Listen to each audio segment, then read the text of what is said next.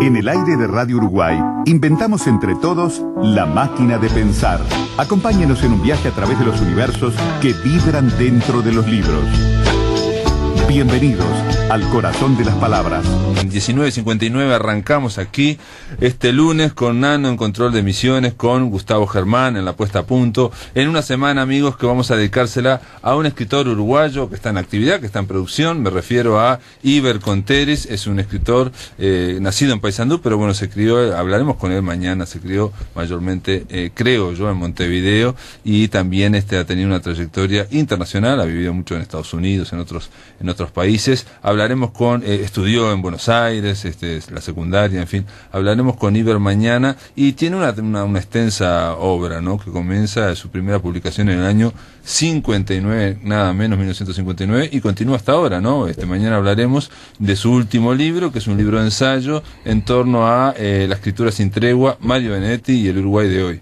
Antes de arrancar, quiero comentar algo que me llegó hoy en Facebook, que lo vi, que me sorprendió, y me comentaban, la presidenta argentina, Cristina Fernández de Kirchner, ¿no?, que fue con el Papa, el Papa Francisco, y le mostró a Cristina, la presidenta de Argentina, un libro de Alberto Metol Ferré, editado por Editorial Entonces está dándole el libro de de esta editorial uruguaya, al Papa, ¿no?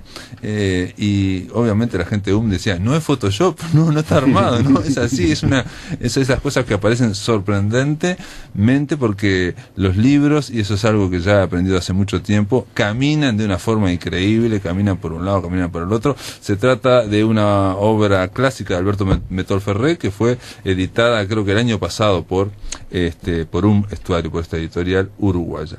Nada, me llamó la atención y me parece esas cosas que hay que mencionar. Pero para hablar de nuestro escritor de la semana, de Iber Conteris, vamos a darle la bienvenida a un crítico y a un escritor también, un docente, Alfredo Elzugarat. ¿Cómo andas, Alfredo? Bueno, muy bien, Pablo, muy bien. Siempre un gusto llegar por acá. Alfredo Elzugarat, pensamos inmediatamente en él, no solo como crítico y como investigador. Él trabaja en el Departamento de Investigaciones de la Biblioteca Nacional, sino porque tenés un libro que de alguna forma enraba con una peripecia vital que tuvo Iber Conteris, y en la cual también siguió produciendo como escritor. Me refiero a que Iber Conteris tuvo un desarrollo, digamos, como militante, primero militante pastoral de los metodistas. Esto me sorprendió de leer. Él fue asistente de pastor, incluso estudió la secundaria en Buenos Aires, en un liceo, un colegio metodista, ¿no? O sea, le dieron una beca para un colegio pago, y después volvió acá a Montevideo, donde estuvo trabajando y estuvo asistente, insisto, como asistente de pastor, y trabajando incluso en una especie de centro internacional metodista, o de iglesias evangélicas, digamos. Eso se lo preguntaré mañana, porque hay que ver bien los términos, hay que precisar los términos. Pero bueno, él estuvo trabajando acá como un full time, rentado, digamos, de esa organización, de esa asociación americana, y después de alguna forma fue evolucionando en esos años, incluso previos a la teología de la liberación en la Iglesia Católica. Se generó una teología de la revolución, en fin. Resumo, la cuestión es que terminó, como ocurrió cuando viene la dictadura en Uruguay, algunos terminaron en el exilio, desterrados, y otros en el encierro, ¿no? Unos en el destierro y otros en el encierro del penal de libertad, en este caso. Y bueno, Alfredo Elzugarat escribió un libro que aparte va en progresión, ¿no? Ese libro todavía no se ha terminado, que se llama Trincheras de papel, dictadura y literatura carcelaria en Uruguay, ¿no? Vos sabés que me gustaría testimoniar un poquito sobre Conteris antes de entrar de lleno en su obra, ¿no? Yo las primeras referencias que tengo sobre Conteris vienen a propósito de lo que tú decías, porque fue ayudante de Julio Barreiro en la cátedra de Ciencia Política en la Facultad de Derecho, en el plan básico del año 71, que era un plan básico extraordinario, y por supuesto muy acompañando el compromiso político de la época, ¿no? Y Julio Barreiro también era pastor metodista. Sí, y era el Congreso de las Iglesias Mundiales, después fue llegó a ser presidente. Bueno, pero Conteris primero se exilia, ¿no? Y retorna, yo no recuerdo exacto la fecha ahora, no importa. Ese retorno hizo que terminara en el penal de Libertad. Y de haber llegado al penal hacia el año 77, yo estaba en el primer piso. A él lo ponen en una celda con un sindicalista muy conocido, con Platero Roballo. Y entonces me tocó a mí repartir el desayuno. Y bueno, un poco por halagarlo, porque recién había llegado. Cuando llego hasta allí y le acerco el café, le digo: estuve leyendo Virginia en flashback. Y dice: ¿está acá el libro? Le digo: sí, está. Y entonces fue la sorpresa increíble de alguien que estaba preso y su se libro entera de que sus libros están en biblioteca. Sorprendente. Porque dentro de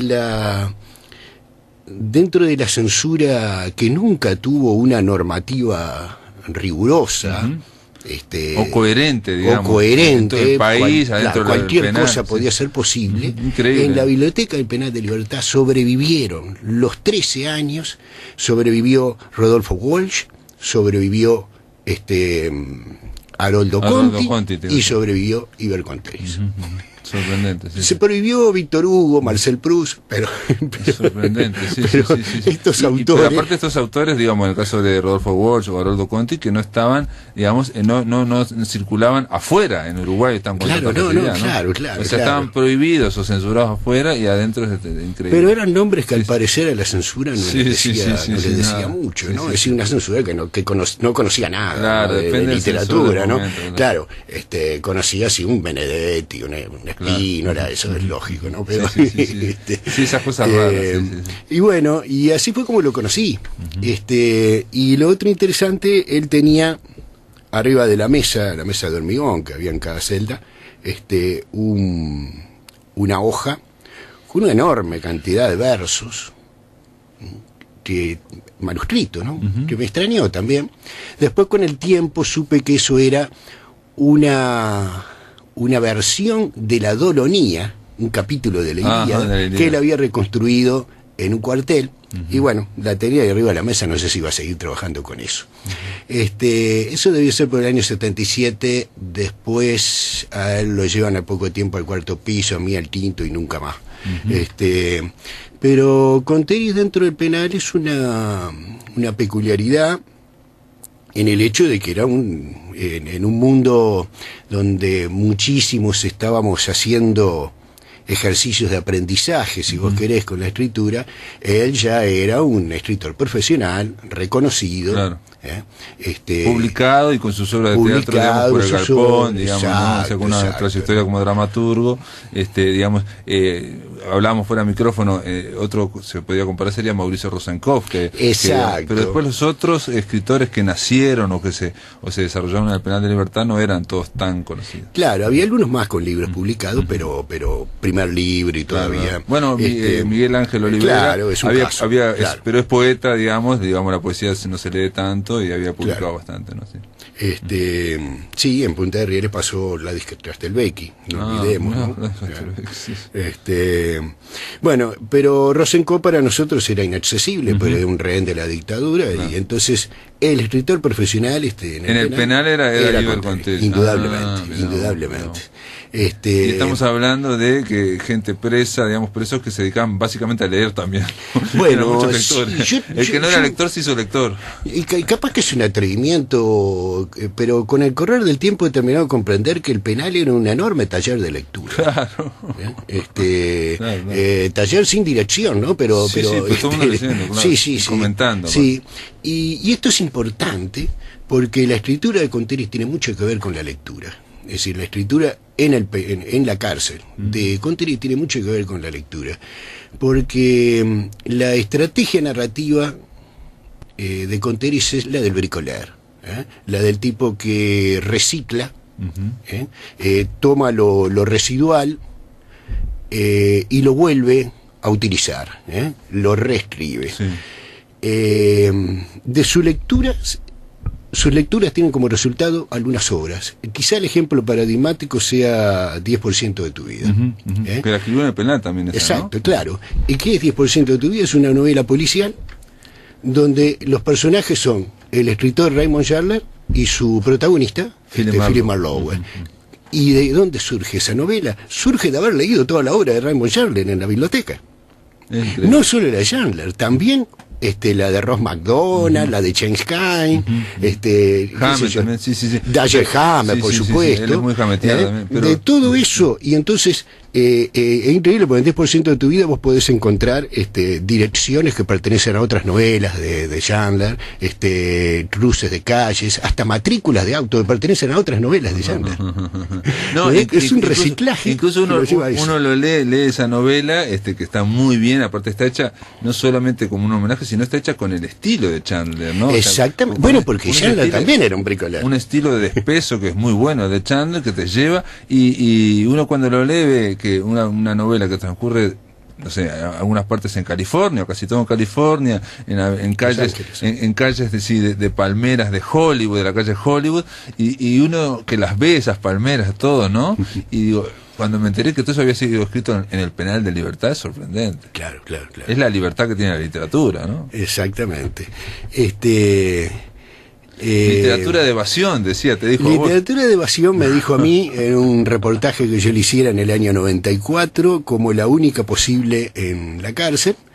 Y sí, yo digo que es una estrategia narrativa de la cárcel, no sé si es la única posible porque hay gente que se dejó llevar por su delirio y Lizcano escribió La mansión del tirano y no tiene nada que ver con esto, ¿no?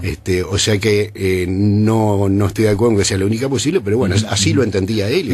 Pero de alguna forma, digamos, al decirte y hacer ese doble, ¿no? Ese juego de palabras, porque digo, literatura de evasión se tiene normalmente en cuenta como una cuestión de diversión, de divertimento, algo liviano, digamos, ¿no? De evadirte de la realidad, ¿no? En este caso era de evasión en cuanto a recuperar la libertad, ¿no? A buscar, un vuelo de la imaginación. Era una fuga imaginaria. Una fuga imaginaria que la mayoría hacíamos a través de la lectura. Claro, sí, exacto. Claro. Y esa es parte de la función de la literatura. Te iba a decir que el Quijote lo que hace básicamente es a través de los libros salir de su vida y convertirse en otra cosa. Alonso Quijona se convierte en el Don Quijote, ¿no? Claro. Sí, probablemente. Esa cosa. De manera que la escritura en la cárcel de Conteri está íntimamente ligada a la lectura. Otra novela, Round Trip, que la publica muchos años después, pero sus orígenes están en la cárcel también. Reconstruye un viaje real, pero todo lo que hablan los personajes y eso está tomado de lecturas carcelarias. Sorprendente, yo pensé que estaba basado en un viaje de él real, ¿no? Sí, es un viaje real, en Europa, claro, pero la reconstrucción de lo que hablan los distintos personajes, digamos, está tomado de Alfredo, cosas, ¿no? ¿Y no te parece esto que estabas contando ahora de que él se lee todo Chandler y hace como si fuera Chandler en un 10% de tu vida, después hace algo parecido con otras novelas? Te pregunto, ¿no te parece que ahí ya estaba como adelantándose lo que iba a ser el ejercicio postmoderno de los años 90, que se decía de la intertextualidad y de desplazarse de una cuestión a otra? Sí, por supuesto. O sea, de la idea de que... Pero te sigo diciendo que está comprendido entre lo que se llama el bricolage. Ajá. Que de alguna manera, te implica necesariamente la intertextualidad y que ha derivado hasta nuestros días de distintas formas, sí, ¿no? Claro. Quizá ya ha pasado de moda. Ahora se pasó con esta designación, pero se sigue haciendo. En los 90 era una cosa como que fue un desarrollo ahí con ese rótulo posmodernidad, ¿no? Y también está acá, en 10% de tu vida y en algunos otros relatos que hacen la cárcel, como el relato En Al Límite, por ejemplo, están también, de alguna manera, un comienzo de la narrativa policial. Claro. Que hasta ese momento en Uruguay prácticamente era inexistente. No existía en Uruguay, claro. Lo que pasa con 10% de tu vida es decir, que se publica tardíamente acá. Se publicó en el 86 en España, acá recién en el 94. Entonces ya había pasado la narrativa de Omar Prego, ya había pasado otros que inician. Y el boom, digamos, posmoderno, por llamarlo, de toda esa onda, ya estaba, digamos, en el 94 ya estaba. Y ya estaba Rompone, ya estaba todo ese tipo de narradores, entonces llega tarde 10%, pero fue escrita antes. Exacto, la novedad era muy anterior. Es cierto, sí, que no era una novela policial a la uruguaya, era a la norteamericana. Era la norteamericana, claro. Sí. Pero, bueno, acá nadie se dedicaba a ese tipo de cosas. No, pero es que es un ejercicio muy difícil de hacer también, ¿no? Muy arriesgado, ¿no? Sí, acá había solamente, antes de la dictadura, había un outsider, Federici, era el único que escribía novelas policiales. Sí. No existía el género. Sí, aparte en una cuerda muy popular, ¿no? Federici, ¿no? Sí. Una beta popular y muy anglosajona, digamos. Pero creo que se afirma más con Prego, con Conteri, hasta llegar a la narrativa policial de hoy, ya muy a la uruguaya, con esos detectives y comisarios sonetianos. Sí, no, de acuerdo. Distinto, ¿no? Muy integrada a la realidad. Muy integrada a la realidad, sí. De acuerdo. Esos detectives de poca monta que solo pueden vigilar o como hace Mercedes Rosende, digamos, donde hay asesinatos crueles, pero les pasa a gente que está en Villaviarris, que está en y que trabaja en el Ministerio de Transporte, en fin, una cosa, digamos, una cosa muy dentro de los parámetros uruguayos. Esta uno lee el 10% de tu vida y transcurre, digamos, en Los Ángeles, como si Claro, en El Límite transcurre en Europa con dos ex guerrilleros que decaen moralmente, siguen haciendo asaltos y eso, pero sin ninguna finalidad social. Son delincuentes, claramente, y que terminan vinculados con la mafia marsellesa, ¿no? También un policial. Sí. Eso también fue escrito en la cárcel. De manera que esa es una beta clara de su narrativa en ese momento. Ya saliendo de la cárcel, pero permaneciendo en ella, lo que te quería decir es que Conteri testimonió su pasaje en la cárcel a través de otra novela, que es Oscura Memoria del Sur. ¿Y cómo es esa novela? Oscura Memoria del Sur es interesante. Ahí tenemos otro ejercicio de lectura y de bricolear, porque recicla Cono Sur, recicla Virginia en Flashback, pero de su narrativa, de su obra, sí, recicla esas dos novelas, insertada en ellas dos, alternándolas, cuenta su testimonio, todo su periplo carcelario. Queda como un palincesto eso. Él incluye un nuevo personaje que es un tal Saldívar, que es un alter ego suyo, y entonces de esa manera testimonia sobre la cárcel, reciclando dos novelas anteriores. Haciendo, digamos, vos algo, si te interpreto, parte de la literatura de Conteri es hacer literatura a partir de la literatura. Exacto. No solo de la imaginación, sino de la literatura que ya está hecha por otros y por él mismo también. Y por él mismo. Exacto. Así hace con Oscura Memoria del Sur. Y allí se inserta, y para redondear, en la historia de este personaje Saldívar, alter ego de Conteri, la construcción de la Adolonía, que era lo que te contaba hoy. La Adolonía que él la reconstruye en un cuartel. Sí, él me lo contó acá en su momento, pasó por La Máquina de Pensar y en un plantón muy largo, ¿no? Está mucho tiempo de plantón, digamos, no sé si 2 días, 3 días, una cosa exagerada, y que para resistir, digamos, él iba como recitando o contándose a sí mismo todo un capítulo, a ver si se acordaba de la Adolonía, ¿no? Habría que preguntarle por qué recurrió a eso, ¿no? Qué memoria también, ¿no? Porque uno lee la Ilíada. Pero reconstruir un canto entero en la mente, ¿no? Digamos, después escribirlo para ver si realmente lo pero lo escribió en verso, lo recordaban con rima sonante. Porque la Ilíada, claro, es en verso, pero hay distintas versiones, ¿no? Hay más narrativa. De manera entonces que ahí está dentro eso también está en Oscura Memoria del Sur. Es laberíntico, pero se puede llevar perfectamente la lectura. Bueno, Round Trip también es laberíntico, ¿no? Es una novela. Pero Round Trip, la estrategia es la del viaje, como la de Kerouac. Exacto. La novela Beatnik. Sí, como un conocimiento. Muy bien, Alfredo Zugarat queda presentado, el escritor de esta semana, Iber Conteri, digamos que al Zugarat, como en esas partidas de ajedrez, hizo lo que se llama la apertura, ¿no? Gracias por estar aquí. Bueno, gracias a ti, Pablo. En el aire de Radio Uruguay, La Máquina de Pensar.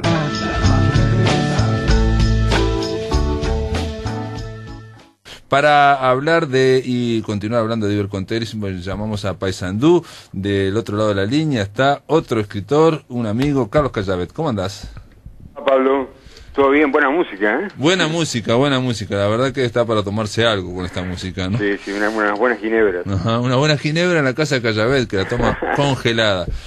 Carlos, te invitamos para hablar de Iber Conteri, de su literatura, de su peripecia. Vos me dijiste que aparte que lo has leído, pero que incluso compartieron celda. No, la celda no, compartimos pisos con él, los sectores. O sea, el penal estaba dividido en pisos, luego en sectores, luego en alas, ¿no? Tenían muchas divisiones. Yo no recuerdo bien qué ala compartí con Iber, y bueno, esa ala tenía el ala derecha o el ala izquierda, el sector tanto, el piso tanto, tenía recreo junto, ¿no? Entonces ahí no podíamos charlar, o en la repartida del rancho, de la comida también. O sea, algunos minutos de charla teníamos. Y a Iber yo lo conocí, o sea, yo sabía de Iber, antes de caer había visto en el galpón el asesinato de Malcolm X, había leído El Nadador, después, como bien decía Alfredo, mi querido amigo Alfredo, sobrevivió en el penal Virginia en Flashback, sobrevivió, pese a que Iber Conteri estaba... sabía bien que era un hombre de izquierda y que de alguna manera estaba comprometido con el MLN, ¿no? Pero sobrevivió, sobrevivió porque para mí no figuraba en el catálogo de libros a censurar. Yo recuerdo bien que una vez hicieron una requisa y yo tenía el Anti-Düring de Engel, camuflado, y tenía Rojo y Negro de Stendhal. Y el teniente que estaba dejó el Anti-Düring, porque se ve que no lo tenía dentro de la lista para censurar, y me llevó Rojo y Negro de Stendhal, se lo llevó, ¿no?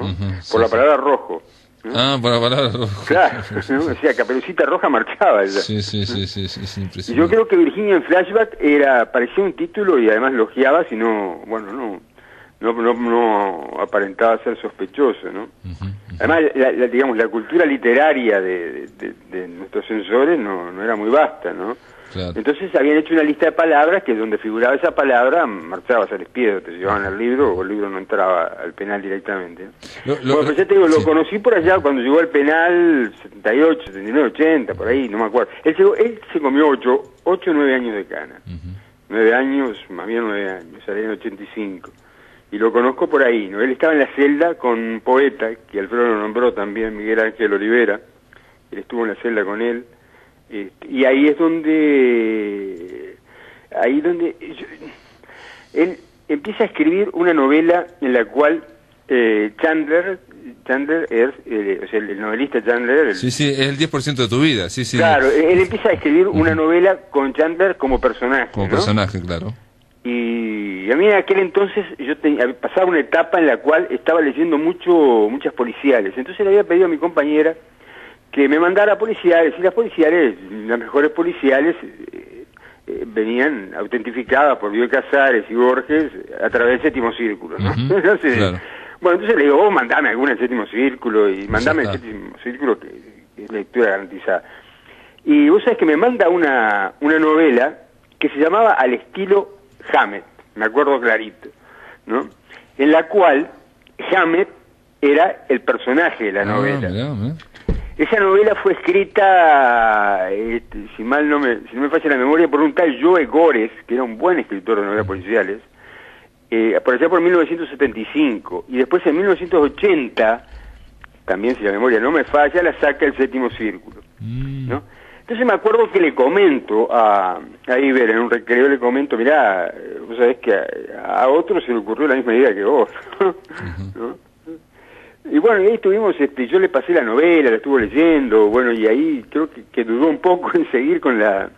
Mañana le podés preguntar a él, ¿no? Claro, seguir poniendo a Chandler de personaje cuando ya ese mecanismo había sido usado y en el mismo rubro, digamos, en el mismo género, en el género policial. Al estilo Hammett a mí me gustó mucho, ¿no? Fue una buena novela policial.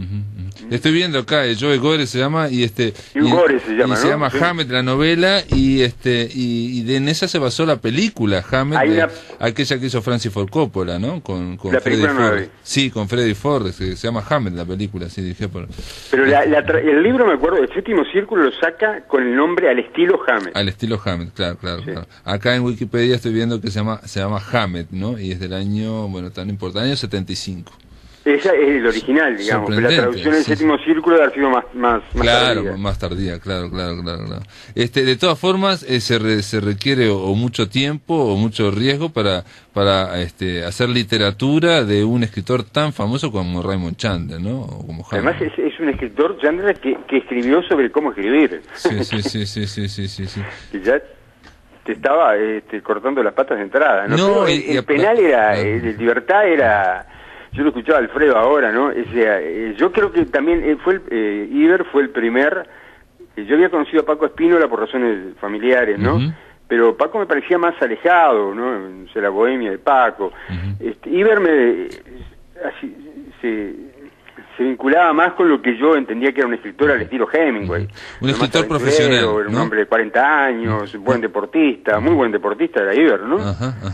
Y un escritor profesional, ¿no? Alguien un escritor profesional, pero que a su vez no era un veterano agotado. Iber era muy jovial, era como una especie de... Yo tenía 20 y pico de años, él tenía 40, supongo, pero... Y después lo he visto, hemos tomado algunas copas con él después, y es una especie de... Iber tiene la juventud, es un muchacho perpetuo, ¿no? y Carlos, y el tema de Paysandú, porque los dos son de Paysandú. Bueno, los dos nacimos, pero no vivimos acá. O sea, yo hice todo mi liceo y mi escuela y liceo en Montevideo. Y él también, creo que nació también acá por un accidente de que te habrán trasladado los padres, como en mi caso, algo de eso. Pero no tenemos ningún vínculo sanducero con él. Perfecto. O sea, el vínculo, yo sabía quién era, pero nunca nunca se me pasó por la cabeza tener la oportunidad de charlar largo con él y verlo en una situación como la que estábamos, ¿no? Que viste que en la cana no caben las mentiras, sos como sos. Claro, no hay vuelta, ¿no? No, pero aparte hay un detalle, yo creo que cuando se dice el primer escritor que, justo ayer estaba pensándolo eso por otras razones, cuando se dice el primer escritor que conocí, yo creo que en realidad uno dice el primer escritor que conocí de algo que yo había leído antes. Ese es el impacto también. Claro, ¿no? Y algo que es más, en mi caso me impactó más porque era el primer escritor de que yo no solamente había leído algo, sino que había visto algo con el asesinato de Malcolm X. Claro, sí, que te haya Para gustado. mí hacer una obra de teatro es una cosa que me supera, no supera todos mis cálculos. No sé cómo se hace. No, pero te quiero decir que, haber leído algo que te haya gustado, o ver una obra que te haya... y después tener la posibilidad de tener el creador cerca, eso es un impacto. Bueno, en otras circunstancias, en Libertad había referentes, ¿no? Así como teníamos, no sé, se me ocurre ahora, el ingeniero Macera en matemáticas, a Gallego Álvarez, tú decías que a Iber le gusta mucho el jazz, y le gusta mucho el ajedrez, y había un campeón nacional que era el Gallego Álvarez, yo no me acuerdo el nombre del Gallego Álvarez, ¿no? Pero que era muy compinche con Iber, ¿no? Y en alguna oportunidad creo que lograron jugar algún partido de ajedrez. Había me acuerdo siempre un compañero muy querido, Natero, ¿no? Que un día le digo, mirá, no sé que yo coleccionaba, cuando era niño, coleccionaba figuritas, coleccionaba un tal Natero que jugaba en Fénix. Me dice, era yo, loco. ¿No? Entonces, bueno, Natero, me acuerdo que una vez viene la madre a visitarlo, y la madre le dice, che, mijo, ¿y qué es esta? ¿Qué es la cárcel? ¿Qué? Y el petizo Natero le dice, mirá, vieja, la cárcel es una mezcla de sabiondos y suicidas, ¿no? Como dice el tango. Y había algo de eso, porque se leía se leía muchísimo. Por eso digo, una cosa es encontrar al escritor, otra cosa es atomizar la pregunta, pero otra cosa después es comentar lecturas también, ¿no? Eso ya es otro plus, ¿no? Claro, de alguna manera, Iber, bueno, era digamos, una especie de referente, ¿no? Claro. Además, un referente en todo sentido, no solamente en el sentido literario, sino que más o menos era un buen catador de personas, o sea, enseguida más o menos podía saber o conocer tus gustos, tu inclinación a través de lo que leías e indicarte libros en esa línea, ¿no? Y algunos compañeros que escribían, como el caso del Cristo Olivera, que bueno, los dos eran fanáticos de las novelas policiales, o de las novelas, el Cristo se inclinaba mucho por las novelas del Bajo, ¿no? Que ya tenía cosas publicadas Olivera, ¿no? Sí, no, digo, en el caso de Miguel Ángel Olivera ya tenía una trayectoria, digamos, claro, pero nadie suponía que en el penal de poeta, existían escritores como Bermejillo, como Liscano. Nadie tampoco suponía que ahí dentro de los Pichi había futuros ministros o futuros presidentes, o escritores, músicos, artistas, ¿no? Y en tu caso, como escritor, digo, vos, porque vos también sos un escritor, ¿crees que eso te ayudó en algo? ¿Colaboró? ¿No tiene nada que ver? No, la cárcel. Sí, todo esto que estamos hablando, estas conversaciones. Sí, creo que sí, ¿no? O sea, la cárcel en todo su sentido. Ahí no pensabas escribir. Compañeros que de otra manera no los hubiera conocido nunca. Pero ahí no pensabas escribir en ese momento. No, yo tenía mucho respeto por la literatura, había leído mucho desde chico, y pensé que nunca iba a poder escribir algo decente. Bueno, todavía tengo la duda, ¿no? Entonces, mi primer cuento lo escribí cuando salí de la cárcel, ¿no? O sea, me daba miedo escribir, era un lector empedernido, pero no me animaba a escribir, realmente no me animaba a escribir, y creo que en alguna oportunidad Iber me animó a hay que largarse, ¿no? Bueno, había una actitud muy generosa en el sentido de parte de los compañeros que sabían sobre, o que tenían un oficio, una profesión. Si estabas en una celda con un médico, bueno, con seguridad que ibas a estudiar algo de medicina y aprender algo de medicina, ¿no? Con un arquitecto, y si estabas en una celda con un escritor, bueno, aprendías algo. Pero yo no compartí celda con... él estuvo con el Gordo Platero, que era un sindicalista. Me acuerdo del Gordo Platero y me acuerdo de... Que es el padre de la crítica de Soledad Platero. De Soledad, no sé qué es de Soledad. Sí, el padre. Es el padre, no sabía. Es el de Adeón, ¿no? Era de Adeón. Sí. Sí, no sé si... No, es el padre, sí. Pero sí, sí, estuvieron juntos, y después con el Cristo, después no me acuerdo, pero le podés preguntar a él, que tiene una memoria de elefante, Iber. Dale. Bueno, muy bien, Carlos Cachabet, te agradezco esta... No, mandar un abrazo a Iber, y bueno, que siga adelante. Saludos a la gente de Paysandú. Gracias, un abrazo, Pablo. Un abrazo. Chau. En el aire de Radio Uruguay, La Máquina de Pensar.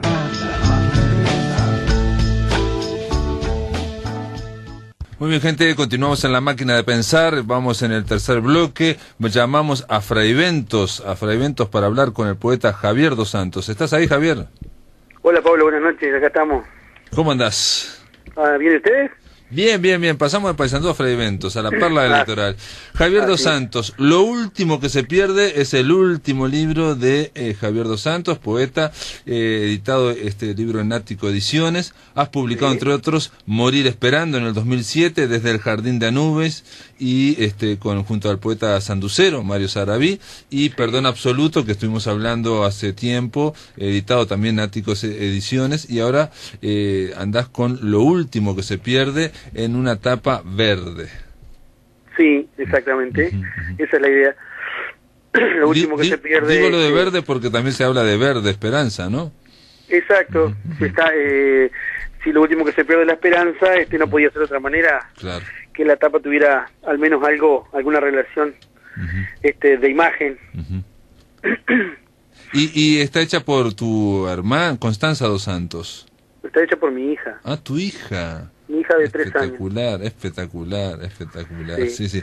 Verde y amarillo, verde amarela. Es una tapa un poco abrasilerada, pero muy bien, pero tiene que ver con lo último que se pierde. Es un poemario como el anterior donde usás probás muchas formas poéticas, ¿no?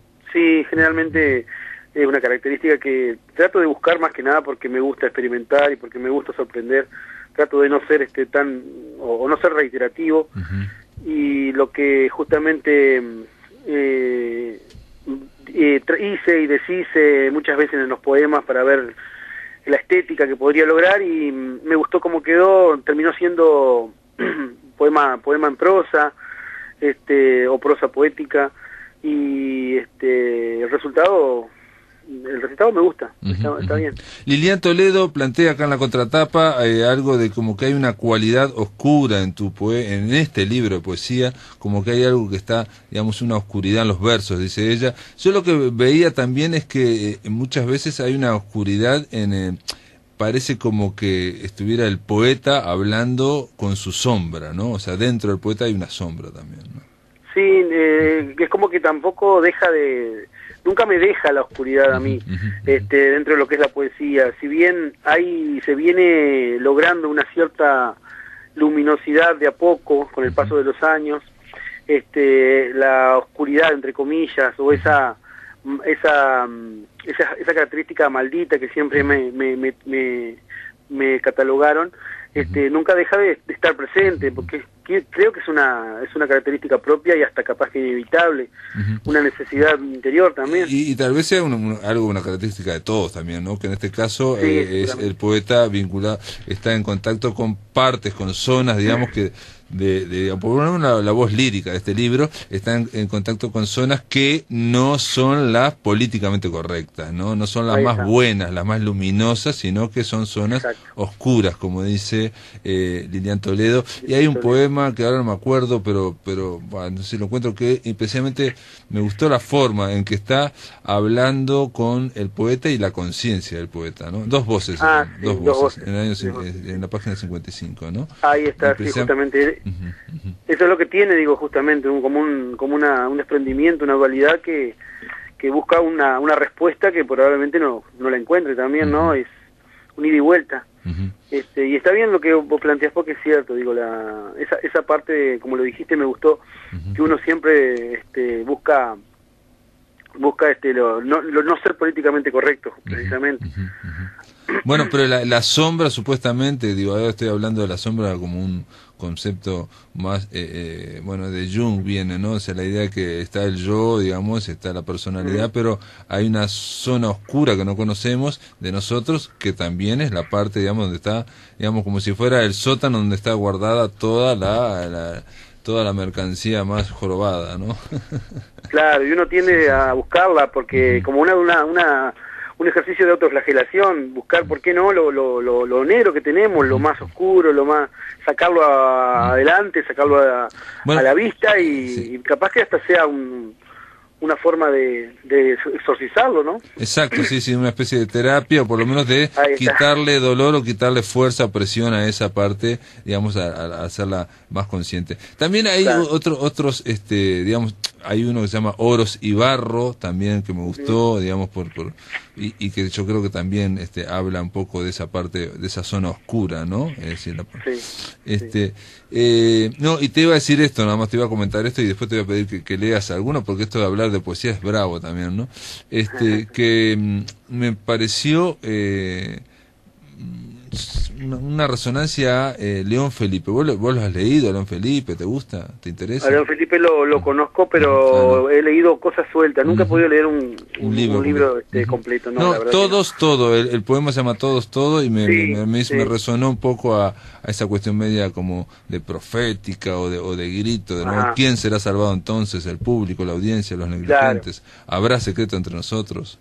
Los pueblos comen casi siempre la semilla contaminada. En fin, había como un aire ahí que no hay en otros poemas, más, digamos, de profético, de batalla, condenatorio, que es lo que hace muchas veces León Felipe, ¿no? León Felipe cerraba la puerta y decía, vamos a blasfemar, y entonces empezaba a gritar, ¿no? Javier, dos preguntas. Una, ¿esto ya presentaste este libro ya en Frevento o no? Mira, este libro lo presentamos ahora, Pablo, ahí en el Anglo. Después de tanta vuelta, esto es fresquito, esto tiene 2 días decidido. Vamos a hacerlo en el Museo de la Revolución Industrial, donde está el Museo del Paseo, donde los excursionistas vienen a conocer. Hay un mural gigante que cuenta un poco lo que es la historia del del ángulo y Fray Ventos, y en ese mismo lugar vamos a presentar el libro, va a haber música, va a haber danza, va a haber alguna que otra sorpresita, y esperamos hacerlo ahora el día 19 de junio a las 18:30. Perfecto, a las 18:30 temprano. Es un hall muy grande que hay donde está ¿no? Donde uno entra. Es una zona muy grande y además el ambiente que se forma, porque viste que tiene toda la maquinaria antigua de lo que fue el frigorífico, le da un toque que me encanta, me encanta el lugar. Y lo otro que te iba a pedir, bueno, me parece bárbaro, te felicito y también lo comentaremos aquí o lo anunciaremos en La Máquina de Pensar, porque La Máquina de Pensar sale, se escucha en Fray Ventos y es una forma de informar el día anterior, por lo menos para que todo el mundo sepa que a las 18:30 se presenta Lo Último que se pierde. Javier, te iba a pedir que si nos podías leer un par de poemas acá a los oyentes. Sí, ¿cómo no? ¿Alguno en especial o elijo yo? Bueno, por ejemplo... Yo la verdad que no había elegido. No habías elegido. 42, la página 42, Oros y Barro, por ejemplo. Oros y Barro. Las muertes que yo quiero morir no son muertes comunes. Los muertos que quiero matar no son muertos cualesquiera. Deseo vengarme de este dolor esclavo que me inunda la cara, olvidarme por un rato de mi condición de simio superado, refregarme la piel contra el oso gris de tus pupilas. Prefiero sentir, saber, odiar, maldecir, licuarme los ojos, que tener el ingrato acento inglés de tu mirada taladrándome la noche. Me inunda el aire la rabia que alimenta mis sueños. Quiero desplegar la bandera íncuba del fracaso de una vez por todas. Si pudiera volver el tiempo. Es difícil pensar en elefantes cuando están todos sobre mí, cuando siento su porquería deslizándose por mis manos. He comido dinosaurios, he espantado ballenas de tu boca, he almorzado lentamente todos y cada uno de tus huesos infectos. Me he enamorado demasiadas veces del dolor, a veces por acomodación, a veces por comodidad. Juré que un día arrancaría las plumas de los buitres y sería otro carroñero más, en esta innegable carátula de espantos. La vida es la caricatura más infame, nunca existieron ni existirán los momentos perfectos. La felicidad no es más que engaño en cinta. Por cada gramo de su amor libero cientos de miedos en onda expansiva. No puedo rematar la faena, sufro por los dos, y si no te hablo es para tratar de protegerte. Nada de esto me gusta, me niego a amar, comulgando con el cernidor del tiempo, los oros y el barro de la ignominia. Muy bueno. Y a ver otro más, que había comentado, el de la página 50, todos, ¿no? Todos, bien.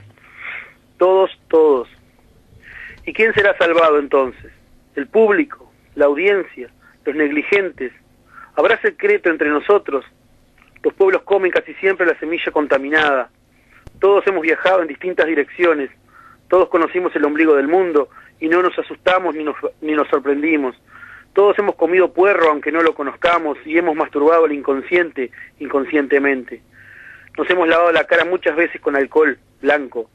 Nos hemos barnizado con expectativas siniestras, con rodajas de futurología, y no hemos aprendido nada, y no hemos aprendido nada, y no hemos aprendido nada.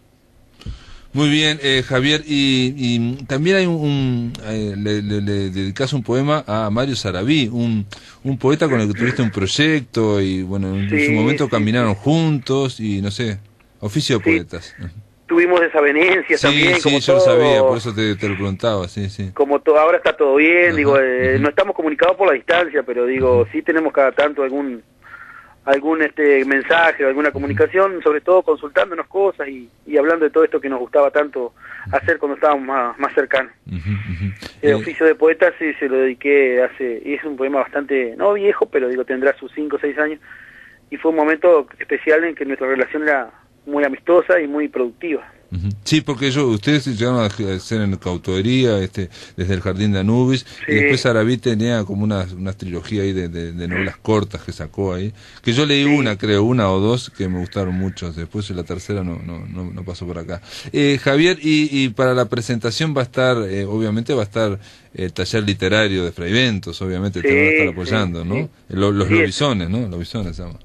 Sí, la tercera parte importantísima de esta presentación, como siempre, al pie del cañón, con la profesora Grisel, con los compañeros que van a leer, y alguna que otra, ya te decía, alguna que otra actividad musical. ¿Y Grisel, la profesora Grisel va a hablar en tu presentación? Va a abrir, sí, yo le ofrecí, yo lo que quería era hacer una presentación al limón, como se dice, a dos voces. A la limón. A la limón. A la limón. A la limón. A la limón. Con Grisel y la profesora Mirna Linale, también de acá, de ese evento, un bastión de la cultura nuestra también, y están preparándose para eso, me consta. O sea que te van a presentar ellas y después vas a leer vos y vas a decir unas palabras. Perfecto. Sí. Perfecto. Muy bien, y obviamente después en algún momento harás una presentación acá en Montevideo, ¿no? Por lo menos en la Casa de los Escritores, en algún momento. Sí, tenemos que coordinarnos con Melba Guarilla, la directora de Ático, y vamos a ver que sí, probablemente en pocos tiempos estaremos por ahí. Muy bien, cuando vengas por acá, digo, capaz que podemos hacer, que si hay tiempo, que nos des una vuelta por estudios y podemos conversar más acá en la máquina de pensar. Así que nada, te mando un abrazo, la mejor de las suertes, sé que va a salir todo bien porque vos movés mucho a la gente en Fraiventos y se precisan, ¿no? Se precisan poetas para mover la cosa, ¿no? Te mando un abrazo grande, che. Un abrazo a ustedes, muchas gracias y siempre a la orden para todos. Muy bien, amigos, se terminó la máquina de pensar. Mañana vamos a recibir a nuestro escritor de la semana, Iber Conteris. Vamos a hablar en presencia de él, de su trayectoria novelística, dramatúrgica. También, obviamente, le preguntaremos algo de sus inicios, de su vida, ¿no? Todo esto que quedó, digamos, en el aire aquí, después de esta conversación con Carlos Callavet y de esta conversación con Alfredo Alzugarat. También con Iber Conteris hablaremos de su libro más reciente, el que está presentando, recién se presentó, que se llama La escritura sin tregua, Mario Benedetti y el Uruguay de hoy. Esto está editado por Fin de Siglo y obviamente intenta develar o, digamos, precisar algunas claves de uno de los escritores uruguayos más prolíficos. Obviamente, Mario Benedetti fue uno de los que escribió más y que publicó más, no sé si el que publicó más, pero sin duda estamos hablando de uno de los escritores que tuvo mayor repercusión a nivel, me animaría a decir, planetario. Mario Benedetti y el Uruguay de hoy, La escritura sin tregua. Hace poco estuvo, no hace tanto, otro libro de ensayo sobre Benedetti, hecho por Stephen Gregory, pero bueno, ese ya hablamos en su momento. Amigos, se terminó la máquina, esto es todo, que lo pasen muy bien.